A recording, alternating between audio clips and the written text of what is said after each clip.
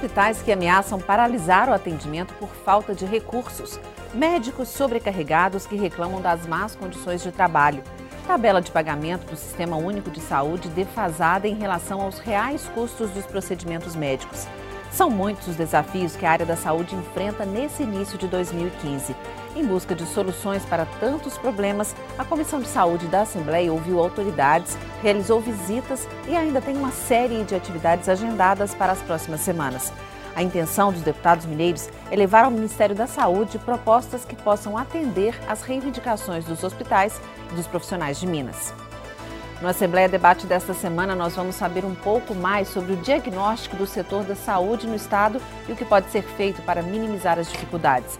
Nós recebemos aqui no estúdio os deputados Arlen Santiago, do PTB, presidente da Comissão de Saúde, Carlos Pimenta, do PDT, vice-presidente da comissão, e ainda deputado Dr. Jean Freire, do PT, e deputado Ricardo Faria, do PCdoB, membros efetivos da Comissão de Saúde da Assembleia. O Assembleia Debate já está no ar.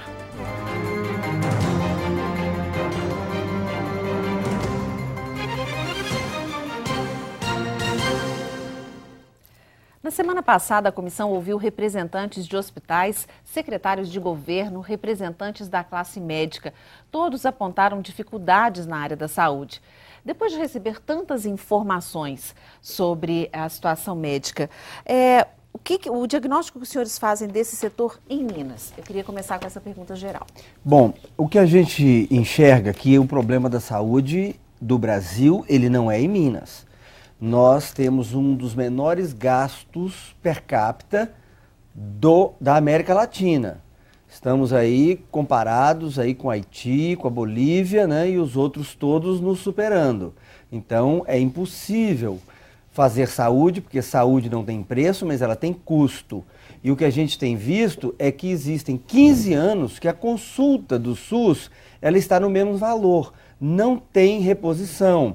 Alguns procedimentos, como o que foi colocado para nós pela Santa Casa de Belo Horizonte, que estão inviabilizando a Santa Casa, né, na sua melhoria de poder dar atendimento, é, por exemplo, um parto R$ 443, R$ 170 para os médicos, o ginecologista, o anestesista e o pediatra. Então é impossível se fazer. Além disso, nós temos aí um outro problema que o Dr. Jean vai estar estudando para que a gente possa discutir, que é pagar um leito de CTI R$ 430, quando ele custa hoje mais de R$ 1.500. E o da Santa Casa, que tem já um pouco mais, paga 800, mas é a metade, então não paga o custo. Uma pessoa que precisa fazer endoscopia, 40 e poucos reais, não está se fazendo mais. Os hospitais públicos federais do Brasil, praticamente todos falidos. Veja o Hospital das Clínicas aqui. Os hospitais estaduais, numa situação deplorável, porque onde arrecada mais, que é no governo federal, não está se priorizando a questão da saúde. Estamos hoje com falta de vacinas da BCG, estamos aí com dengue cada vez mais, estamos aí com chikungunya, praticamente no nosso país todo. E a nossa comissão viu a questão dos hospitais, que é a mais dramática, que é a que está realmente nos impactando mais, e temos outros problemas também, mas sem resolver o problema da tabela do SUS, a gente não vai ter saída. Vimos agora que algumas coisas estão muito mal esclarecidas na questão da saúde. O FIES não está pagando mais as faculdades, está sendo remodelado, mudado. O que aconteceu? O Ministério Público Federal entrou contra o Ministério da Educação para que resolvesse o problema e ficasse pelo menos como era no ano passado. Infelizmente, nós não conseguimos sensibilizar para que a mesma conduta fosse feita, para que a nossa inflação, que na saúde ela ainda é maior do que a que está aí, que ela pudesse então ser reparada e os hospitais recebessem pelo menos o custo e também os municípios, porque os municípios não recebendo, e o Ricardo, por exemplo, foi secretário de Saúde e Contagem, ele sabe, vai sobrar dinheiro para ele poder reformar ou construir uma nova UPA, um novo posto de saúde, né? Então, o que está acontecendo? A população está indo, às vezes agredindo os trabalhadores da saúde naquele momento ali, o médico fica completamente desorientado, porque o custo não dá, o hospital atrasando pagamentos de fornecedores, de médicos, e agora, por exemplo, o Hospital da Baleia colocou que ele gasta 60 R$ 1.000 por mês com a questão da eletricidade e agora com a bandeira vermelha da eletricidade passando para 83%, vai ser aí pelo menos 40 mil a mais. Tirar da onde? O senhor gostaria de acrescentar? O senhor foi citado aqui pelo Claro. deputado.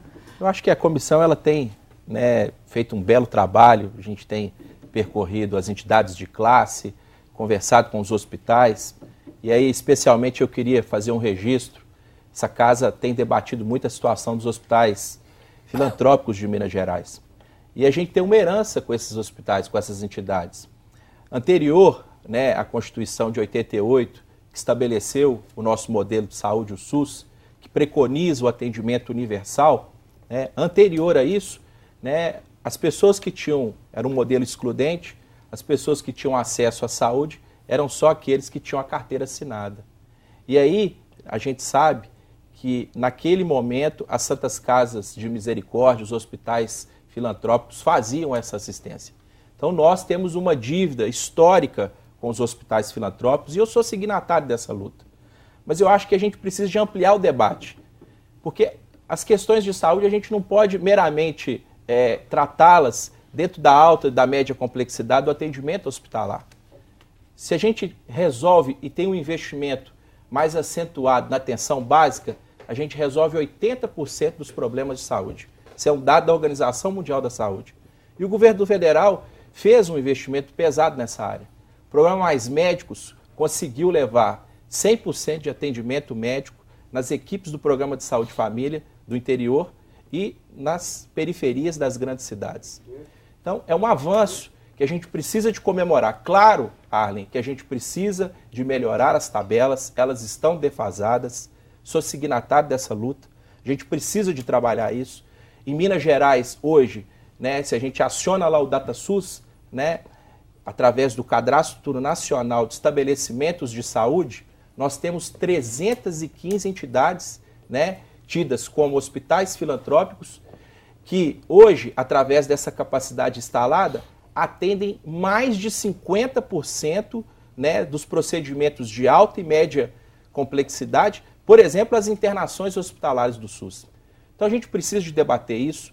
Eu acho que grande parte do problema que as Santas Casas e os hospitais filantrópicos vivem advém desse momento de endividamento, né? Eu acho que o Arlen é defensor de uma bandeira que o governo precisa de fomentar linhas de crédito especial para poder subsidiar, né? A gente dá dinheiro para todo mundo, para a linha branca da geladeira, o IPI do carro. Eu acho que a gente precisa de levantar essa bandeira para ter linhas de crédito, para poder ajudar a financiar a compra de equipamentos, né, para os hospitais. Mas acho também, né, e é um avanço do governo anterior, o advento do PROOSP, que ajuda, que é um investimento do Estado no custeio, né, dos hospitais filantrópicos. Mas acho que isso precisa de ser uma política menos discricionária e uma política mais de Estado, né? A gente precisa de regular, por exemplo, a entrada desse doente. O Estado precisa de regular a entrada desse doente, porque a gente acaba tendo um conflito de interesse. A Santa Casa de Misericórdia recebe um valor do PROOSP, ela equipa o seu hospital, ela melhora lá o atendimento, mas na hora de atender o usuário do SUS não quer atender. Participei de várias mediações de saúde junto com o Ministério Público para poder resolver essa situação. Então recebe o dinheiro público, mas na hora de atender o usuário não quer atender, né? Então eu acho que é um debate, toda vez é recorrente quando a gente trata, né, da complexidade que é a saúde, a gente chega no ponto do subfinanciamento. E é verdade, o Arlen está correto, a gente precisa de trabalhar nessa perspectiva, a gente tem um incremento agora na operação custo, né, que é a questão da energia elétrica, talvez uma bandeira para que a gente possa defender na comissão, para a gente poder criar uma situação de mais conforto, né? Ok, deputado Carlos Pimenta, eu gostaria de acrescentar alguma informação em relação a esses diagnósticos, em relação a essas pessoas que foram ouvidas aqui pela comissão. Vocês também estiveram nos conselhos de classe, né, e na associação médica? Pois é, Joanita, eu acho que a Comissão de Saúde, ela está fazendo um trabalho fantástico. Primeiro porque todo mundo sabe que a saúde está o caos. Todo mundo sabe. E não é só aqui em Minas, é no Brasil todo. E tal caos não é só lá no interior, lá na ponta, onde as pessoas têm menos condições de procurar um tratamento mais especializado, procurar recurso, né? Tal caos é nos grandes centros, está o caos é nas pequenas cidades.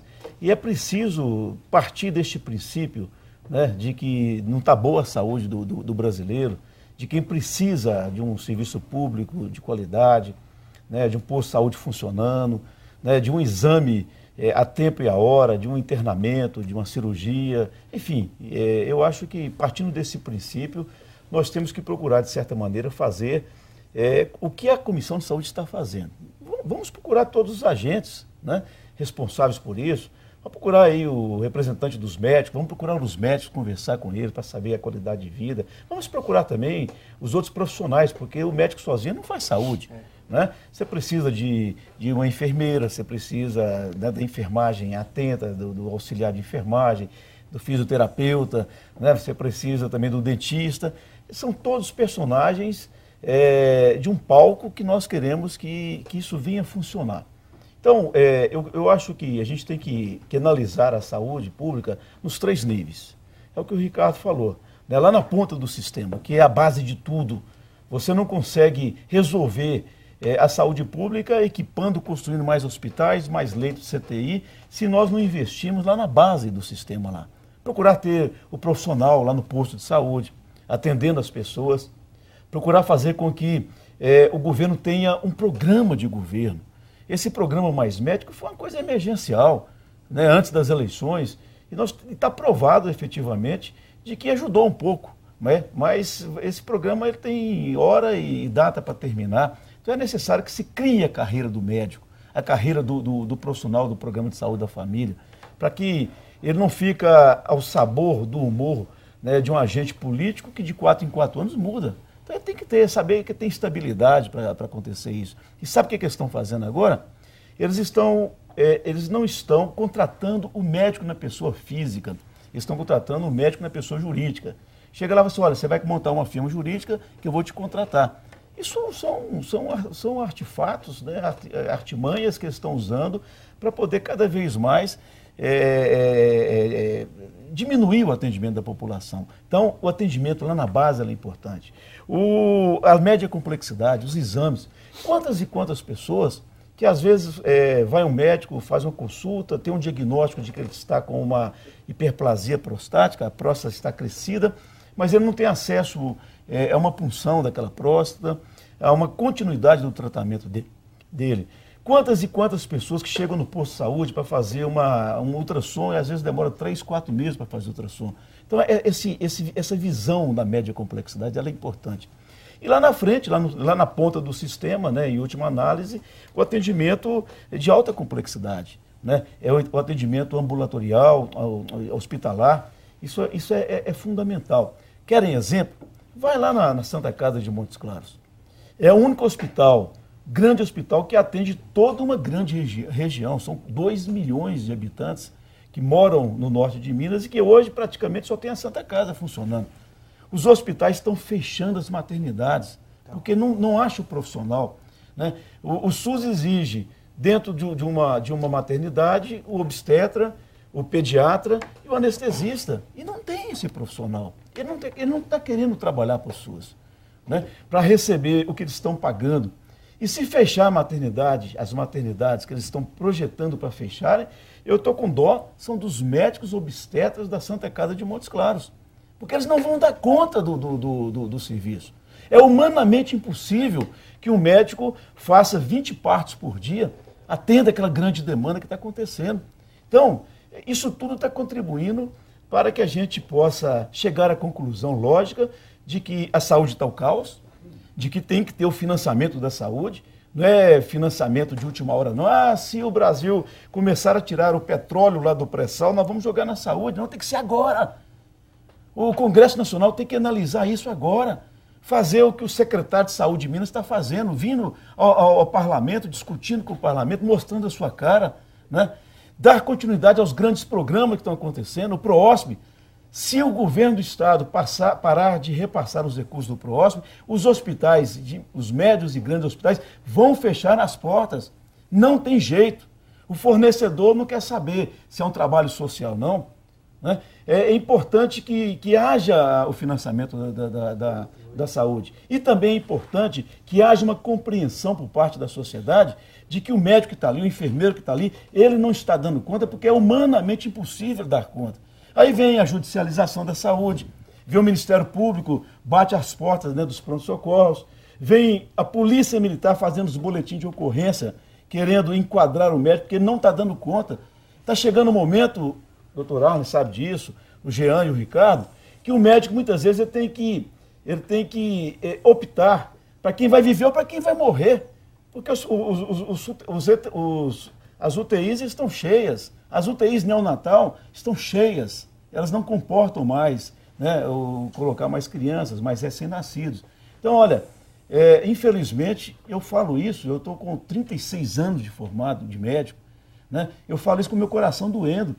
É necessário que o Brasil entenda, que o Brasil acorde, que quem está com a caneta na mão, aquele governante, o presidente, a presidente da República, quem está com a caneta na mão, tem que entender de que o momento é agora. O tratamento desumano dos pacientes nas portas dos nossos hospitais não pode permanecer mais, não tem jeito de continuar mais.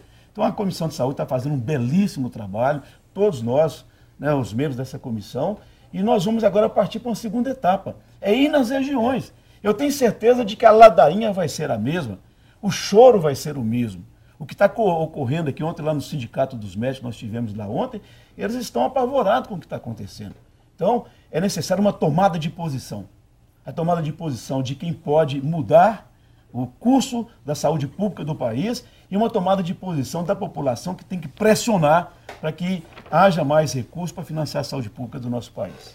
Ok, doutor Jean Freire, o senhor que é lá da região do Vale do Jequitinhonha, né? Pode nos dizer um pouco o diagnóstico lá, qual que é a situação da saúde lá?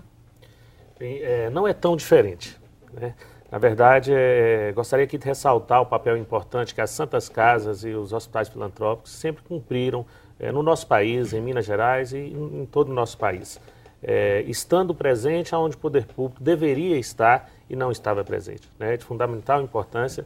Eu, como você citou, do Vale do Jequitinhonha, eu trabalho no Hospital Filantrópico desde os 14 anos de idade, comecei lá como porteiro, sei a importância desse hospital e como todos eles, quando foram criados para cumprir esse papel como lembrou muito bem aqui o Ricardo, né, antes de 88, muitos que foram criados, que naquele momento só quem tinha o direito a ser atendido era quem tinha de carteira assinada. Eu me lembro muito bem dessa fase, eu criança, e o meu pai tinha carteira assinada, eu tinha o direito de ser atendido e os mais pobres não. Mas eu acho que nós temos que, essa comissão, como o Carlos coloca, tem um papel fundamental, parabenizo a todos os colegas, está fazendo o papel de ouvir, né? Ouvir é muito importante. E primeiro é preciso você ouvir para tomar posturas, para tomar decisões. Nós começamos aqui ouvindo aqui as entidades, os sindicatos, a associação médica, vamos ouvir as outras associações, as representatividades das outras profissões, porque temos que ouvir a todos, e logo após ir nas bases, ir no interior, ir aonde os problemas acontecem, nas cidades onde o povo vive e tem esses problemas, eu acho isso muito importante. E também não adianta aqui, é um debate, mas nós vamos ter em vários momentos, e isso é salutar, que temos diversidades, mas eu creio que de todos nós aqui temos um ponto em comum, é a saúde, é a defesa da saúde. E isso é que é importante a gente frisar aqui. Não adianta a gente colocar aqui que existe um culpado, que é o governo federal, que é o governo estadual, que são os médicos, que são gestores, não adianta isso, né? Por uma ponta, o médico, historicamente, sempre levou a culpa, porque é ele que está ali recebendo diretamente o paciente. Isso é uma inverdade, né? Por outro lado, não adianta a gente falar é o governo federal que é o único culpado. Tem as suas culpas? Tem, mas isso não é uma verdade, né? Então, são vários atores que têm que ser envolvidos. Nós não adiantamos, na hora de olhar como estão os índices de saúde no nosso estado, gente perguntar aos hospitais, aos gestores simplesmente como está. Existe um projeto interessante que é o Versus, que vai perguntar ao povo, como eles estão sendo atendidos, como está a saúde. Então eu acho que no final, se nós somarmos a experiência de um, de outro, de outras regiões, a saúde só tem a ganhar. Ok, a gente vai ver agora uma reportagem então, porque os representantes de hospitais filantrópicos estiveram aqui na Assembleia participando de uma audiência da Comissão de Saúde. Vamos ver como foi. Apenas o Instituto Mário Pena acumula uma dívida bancária de 10 milhões de reais para complementar a tabela do SUS. Um dos hospitais da rede é responsável por 20% dos atendimentos de pacientes com câncer no estado. O diretor afirma que um repasse federal de 11 milhões deveria ter ocorrido em dezembro e que as atividades podem ser paralisadas. Poderemos ocorrer no Instituto Mário Pena a suspensão do atendimento médico, tá certo, dos pacientes oncológicos, tendo em vista que os médicos não só receber o recurso da sua prestação de serviço. Dívidas com altas taxas de juros também foram relatadas aos deputados por representantes da Santa Casa e do Hospital da Baleia, na capital. A Secretaria de Saúde de Belo Horizonte apresentou ainda um balanço da cobertura do SUS no município. Segundo o secretário de Saúde da capital, é preciso complementar cerca de 10 milhões de reais por mês no valor repassado pelo SUS para a realização de procedimentos de média e alta complexidade. Só em relação aos leitos de UTI, por exemplo, Belo Horizonte arca com 2,5 milhões todos os meses. É importante que nós tenhamos, ao longo desse ano, conforme já sinalizado pelo Ministério da Saúde, uma revisão da tabela dos procedimentos nós chamamos de média complexidade. Os deputados querem ainda debater a revisão da tabela do SUS no interior. As demandas serão levadas ao Ministério da Saúde. Bom, diante dessa situação, acho que só confirmou tudo que já tinha sido dito aqui. Eu queria perguntar para vocês qual que é a situação. Quer dizer, a gente tem uma dívida aí dos hospitais filantrópicos gigantesca. É preciso interferir? Nós estamos entrando nessa situação da dívida porque já há algum tempo a Presidência da República e o ex-ministro Alexandre Padilha colocaram em cerimônias de que o BNDES iria financiar com juros subsidiados essas dívidas.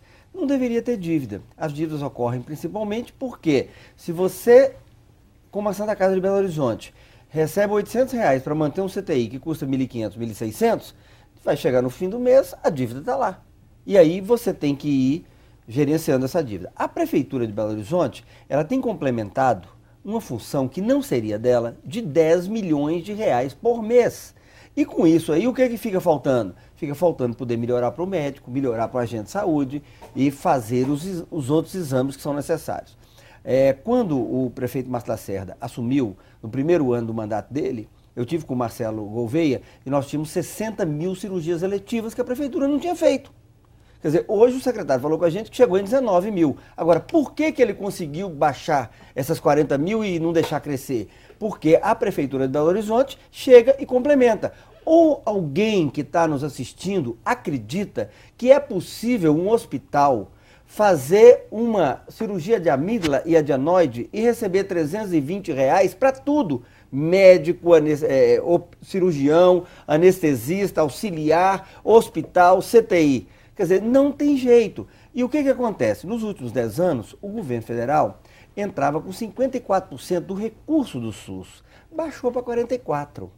Então ele tirou os 10 dele e jogou em cima de quem? Da população, que está tendo que pagar com o seu dinheiro, e também em cima dos prefeitos e o governo do estado, que está tendo que ajudar. Por exemplo, tem um programa fantástico em Minas Gerais, que é o programa de detecção precoce do câncer de mama.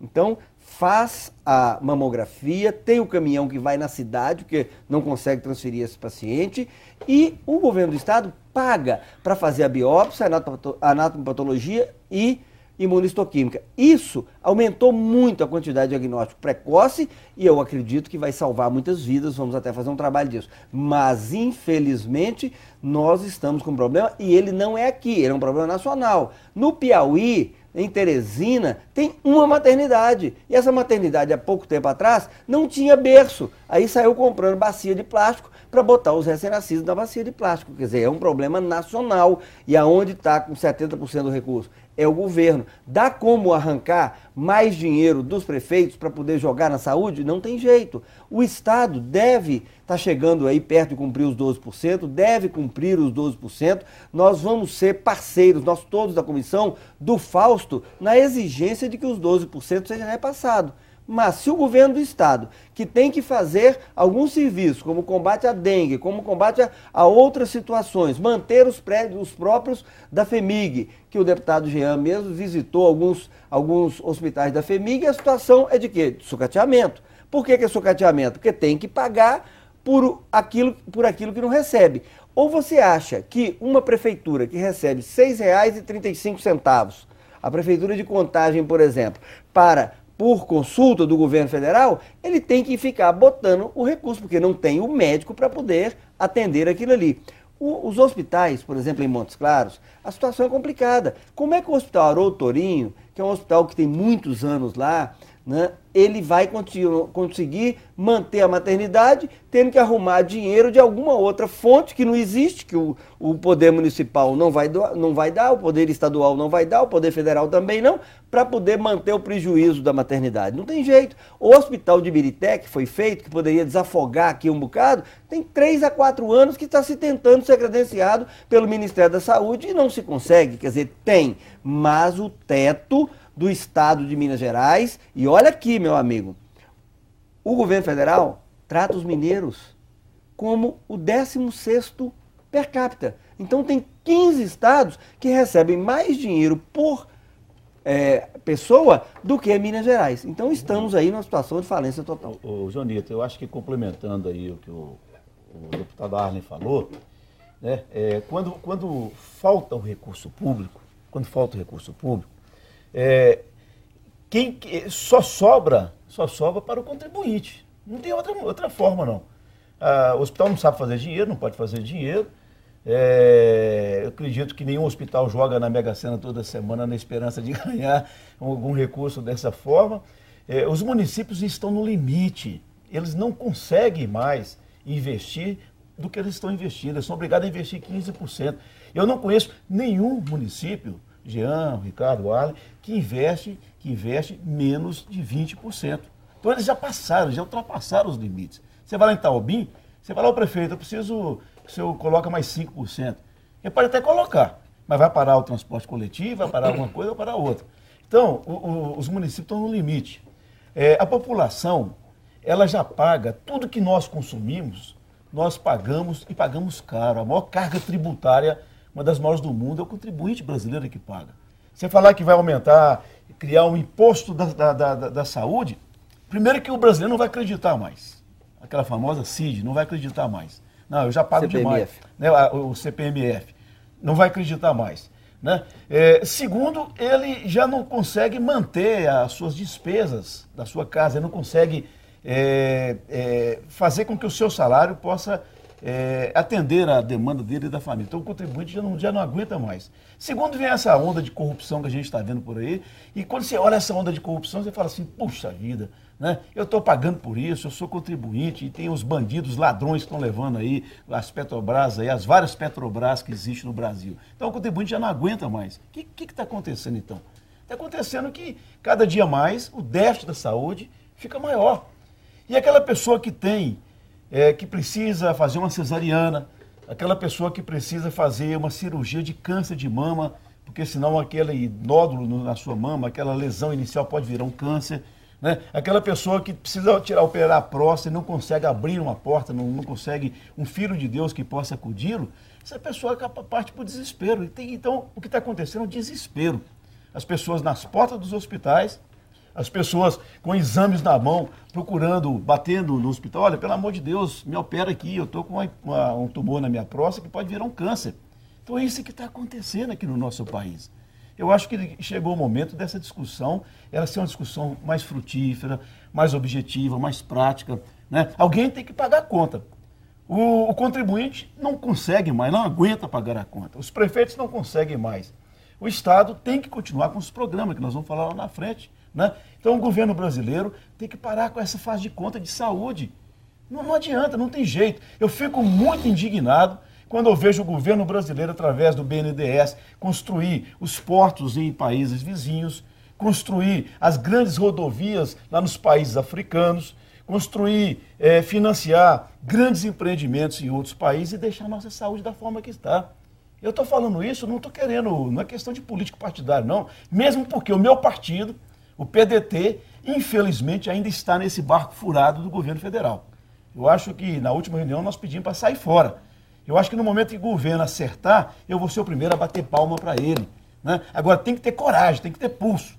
Os deputados federais, senadores, têm que se investir dessa coragem que está faltando, desse sentimento cívico que está faltando e priorizar a saúde pública verdadeira, a segurança pública que nós estamos aí desamparados, morrendo todos os dias nas portas das nossas casas e investir na educação.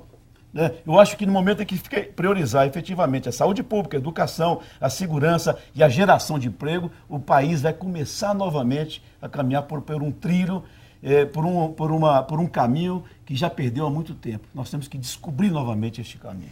Ok, deputados, a gente vai abrir o próximo bloco ouvindo a opinião de vocês, mas agora a gente vai para um rápido intervalo e voltamos em instantes.